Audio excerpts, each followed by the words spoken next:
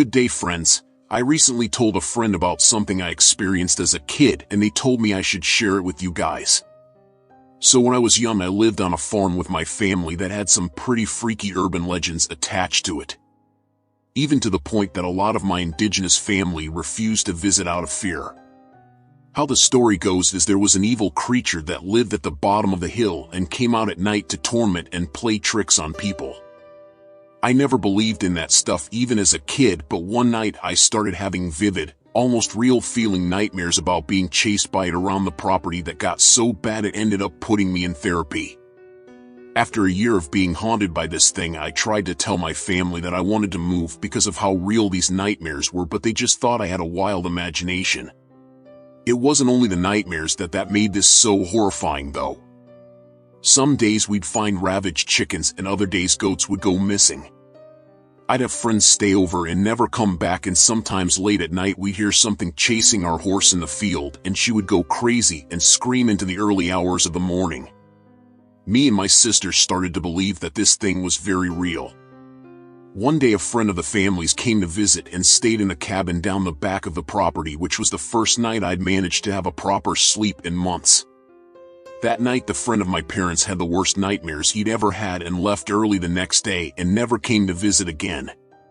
He said as he was packing that something was chasing him in his dreams, and when he woke he heard muffled crying outside the cabin and it was shaking as if something was hitting the side of the building with full force. The look of fear on that man's face still haunts me to this day. The man was shaking and crying as he drove away, and my parents refused to talk with us about it. Later on that day, my sister and I walked down to the cabin to find it was on a lane and the inside looked like it had been hit with an earthquake.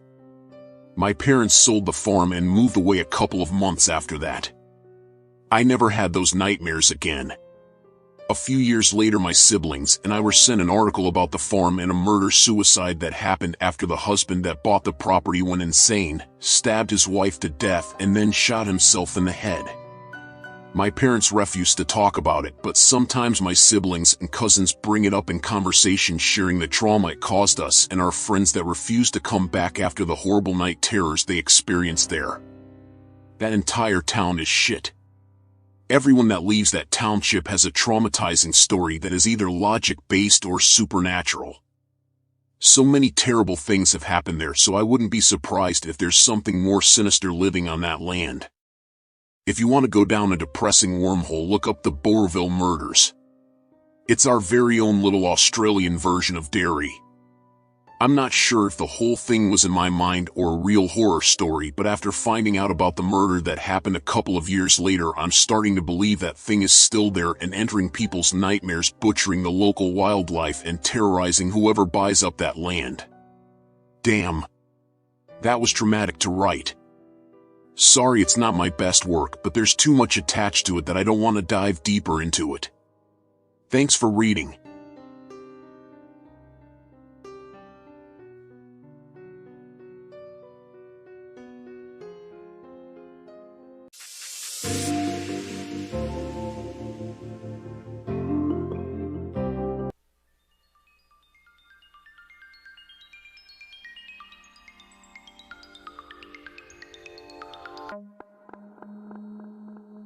I recently shared this story for the first time in a True Scary Stories group on Facebook. I got a lot of feedback from people who lived in the same town I did when this event happened. It felt good to finally share my experience. Shortly after posting, a woman contacted me and physically threatened me and my family if I wrote about him again. She believes him innocent, etc. It spooked me. I took my story down. I don't need weirdos like her in my life. I've since done some thinking about this and wanted to post my story again somewhere anonymously. It's my experience and I'm not going to let some crazy child killer dater bitch scare me. So here it is. I originally thought this incident happened in January of 1984. I now realize it was probably later in 1983. I was 8 years old and lived in Aurora, Colorado, a suburb southeast of Denver, Colorado. We lived in a brand new subdivision and I loved it. Our house was busy. I had 3 older sisters, an older brother, a grandmother, and my mom living in our home at the time. My 10-year-old sister and I shared a bedroom on the main floor. Our house was a ranch style. I loved this room. My twin bed was pushed up against the wall that had a window that faced into our backyard. I liked to push the curtains aside at night and perch my elbows on the windowsill and look outside. The window was elevated but not so high that I couldn't see into the yard easily. My older sister shared the room next to us, and my grandmother was in a large room across a small hallway from us. My mother had a finished bedroom all the way downstairs in the basement. My brother had the rest of the basement. He was 16 years old at the time and had a lot of friends that were always coming and going. I remember our house always being full of guests. We had a really cold spell hit us that week. It was super icy out and my sister and I had been playing in the backyard. Our backyard had not yet been enclosed with a fence. We had these circular snow sleds that we would stand on and glide across the slick parts of the grass. We weren't good at putting our outdoor toys away and had left them strewn across the lawn. That night something woke me out of a sound sleep. I thought about getting up and going downstairs to sleep with my mother. I did this from time to time as she and I were really close.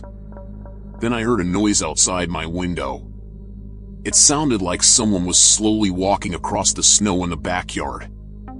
I could hear the frozen grass crunching under their feet. I then heard someone say, "shit," or another explicit word, and something clink. I perched up out of my bed and moved my curtain aside and looked out the window. I think I originally thought I would see my brother or one of his friends out there. He often came in late at night past curfew and usually snuck through the backyard into an open basement window. I remember thinking that he shouldn't be doing this on a school night, and I was going to tell my mother in the morning that he woke me up. It wasn't my brother. I saw a young man probably in his early 20s that I didn't recognize. I made eye contact with him and then quickly scanned the rest of the yard for my brother. I didn't see him anywhere. I was going to move away from the window, but the man's eyes were glued on mine and he started walking towards my gaze. I froze. I couldn't move. He came as close as he could to the glass. He smiled at me. It was an eerie smile. It was an "oh look, you caught me doing something I shouldn't be doing" kind of smile. I remember he had crystal blue eyes. Almost gray. Something about his expression was not right. It took me a few seconds to realize I was feeling fear. He was not a friend of my brother's, nor supposed to be in our yard at that time of night. I panicked and jumped off my bed and quickly ran downstairs to tell my mother. Once I got to the basement, I saw that my brother was sound asleep in his bed as well. This scared me more as I knew now for sure that this man in our yard was most likely not a friend of my brother's. My mom calmed me down, came upstairs and turned the light on outside and looked into the yard from the sliding glass door windows. She didn't see anyone. I remember her not making a big deal out of it, and I ended up sleeping in the basement bedroom with her the rest of the night. I didn't sleep well. I wondered why that man was in our yard and where he went. I remember feeling scared he might come back. I don't know the exact timeline, but I'm guessing it was a few weeks later that a family a few streets over from us were murdered in the middle of the night by an intruder with a hammer and a knife. The father, mother, and 7-year-old daughter were killed, and a 3-year-old daughter was left for dead but miraculously survived. This crime sent our entire community over edge. The police did not seem to know who had done this horrible thing or why. All we knew was that the hammer killer probably chose their house at random, came in through an open garage door. No one in my family mentioned to me the man I saw in our yard again. I asked my mother about it years later and she tensed up. The hammer killer case went cold and the community moved on as people do. I moved further south to a different side of Denver. I never forgot that man in my yard though, and always felt he might have been the same man who murdered that family. As years went by, more information came out and they linked the murder of the family to a vicious murder and rape of a woman in another community, Lakewood as well. They also linked him to a savage attack on a couple and flight attendant in Aurora as well through DNA. He was a serial predator and he was active in our community that whole time. Fast forward to 2019 and I am watching the news. I can't believe it. They have solved the cold case of that family's murder from 1984 as well as the other attacks. They flashed a picture of the suspect across the screen and my heart stops. It's him. It's that man I saw as a child. I have that face saved in my memory because he spooked me so badly. I said something about it to my brother and he shrugged about it. I mentioned it to some friends and they said that was creepy, but there was no way I could have remembered something like that. I thought they might be right until the news also showed some photos of the suspect when he was younger and likely committed the murders. That is exactly the man I saw. I know it. It's changed the way I think about things. It's changed the gratitude that I feel for my life. What if he hadn't tripped on our sleds in the yard and somehow made his way into our house? My sisters and I could have been the ones on the news.